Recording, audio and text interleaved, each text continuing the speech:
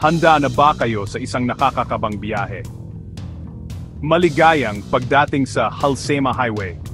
Hindi biro ang 150 milyang haba na daang ito sa bundok ng Pilipinas.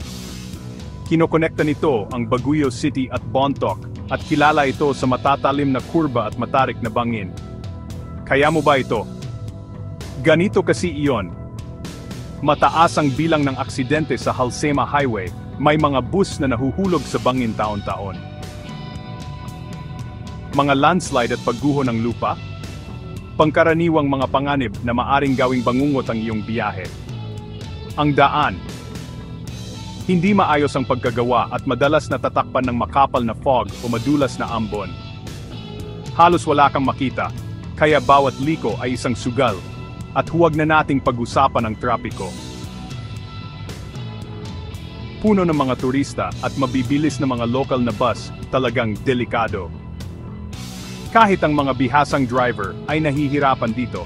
Kaya, kung nagpaplano ka ng biyahe, mag-ingat sa pagmamaneho. Manatiling alerto at baka sakali, malagpasan mo ang Halsema Highway. Mag-ingat sa pagmamaneho, mga adventurer.